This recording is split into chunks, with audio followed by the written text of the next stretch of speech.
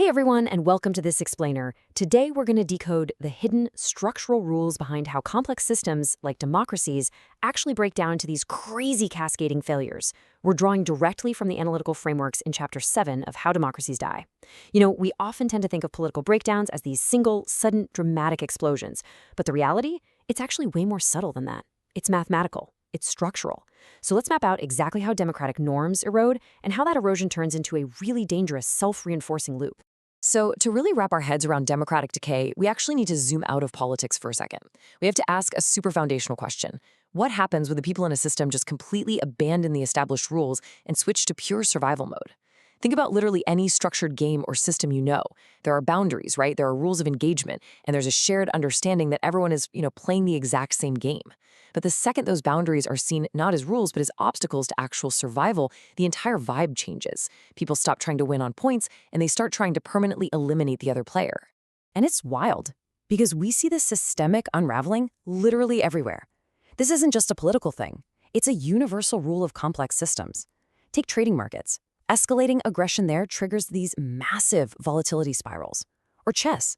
When players abandon their strategy and just fight for forced tactical survival, the game completely devolves into chaotic, error-prone exchanges.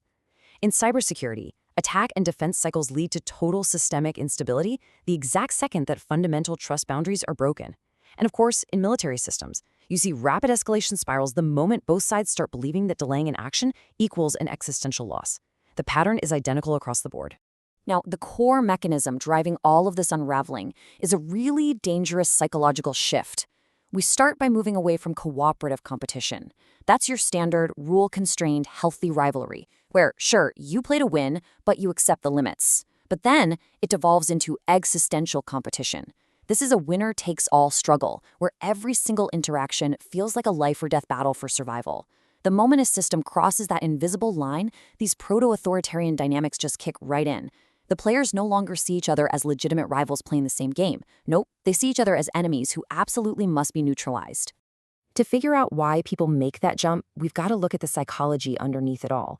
It's called the zero-sum shift. This is this incredibly dangerous mental state where any gain for your opponent is perceived as a permanent, irreversible loss for yourself. It's no longer, oh, well, they won this round, we'll get them next time. It becomes, if they win this round, we will literally never be allowed to play again. And that massive amplification of threat perception, it completely rewires how political actors behave. When you truly believe the other side is in absolute, existential danger, normal procedural rules start to feel like a suicide pact. And here's where it gets really dark. Once politics becomes entirely identity-based, and it's moralized as this epic battle of absolute good versus absolute evil, something terrifying happens. Compromise actually starts to feel like self-erasure. Think about how powerful that is.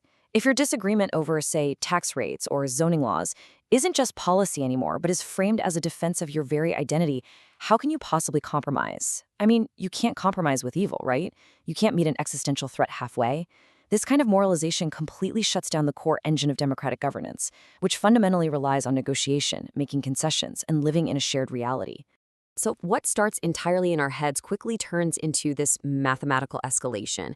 It's essentially a rapid four-step feedback loop. First, an initial norm violation happens. That forces a retaliation from the other side, usually justified as, we're just leveling the playing field. That tit-for-tat dynamic creates intense polarization among the actual voters, which then turns around and demands even more extreme actions from their leaders. And then the whole loop just repeats, spinning faster and faster. The system doesn't unravel because of one giant explosion. It unravels through these cascading, self-reinforcing cycles of retaliation. As this loop accelerates, totally rational people find themselves trapped in a classic, incredibly high-stakes prisoner's dilemma. Because competing political parties are now terrified of losing their power permanently, they prioritize blocking their opponents over actually governing. You start seeing executive leadership expanding its authority defensively, often using the excuse that they're doing it to protect democracy. And neutral institutions, like the courts or the legislature, they get transformed into active battlegrounds. Nobody wants to put their weapons down first, because in a zero-sum game, unilateral disarmament means you lose everything. So entirely rational actors just keep escalating, even though they know it's destroying the system in the long run. Now, you might be wondering what actually holds the brakes on this whole machine. Well, systems analysts call it the control node, and in democracies, that node is mutual trust between competing political blocs. That is the glue. It's the unwritten understanding that, hey, we disagree, but we both have a valid right to exist within this system. Once that mutual trust collapses, the actors start optimizing purely for victory, and system stability goes completely out the window. They'll bypass rules, they'll gridlock the government, they'll weaken institutions, whatever it takes to secure a win. Once the trust is gone, the system just fuels its own escalation. But hold on, because there's a really critical nuance here that modern systems analysis gives us. It is incredibly easy to look at a deeply divided society and think, yep, the end is near. But actually, polarization alone doesn't guarantee a total unraveling. If institutional constraints, think the courts, the electoral structures, the enforcement mechanisms, if they remain strong enough, they can actually absorb a massive amount of this escalation. So yes, polarization is dangerous, for sure. But it doesn't automatically kill a system, as long as those institutional shock absorbers have enough resilience to dampen the impact. So, if polarization isn't the ultimate system killer, what is? What's the tipping point? The absolute failure threshold? The single moment where the system officially breaks is reached when political actors refuse to accept the legitimacy of losing power through established electoral processes. This is basically the whole theory boiled down to its core.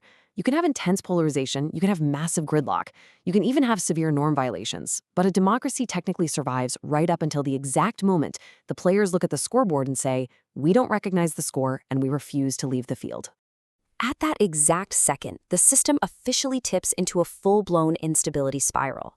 Think about it historically.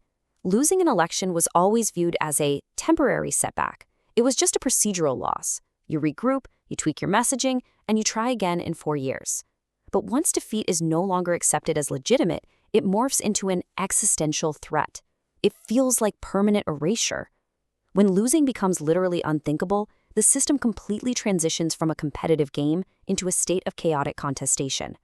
The guardrails just vanish, because that fundamental agreement to rotate power, it's been entirely broken. Okay, so how do we pull out of this nosedive? The source material lays out a very specific system defense logic. First, we have to restore mutual legitimacy, meaning we have to acknowledge that the opposition has a permanent, valid right to participate. Second, we need to aggressively reinforce the norms around actually accepting electoral defeat.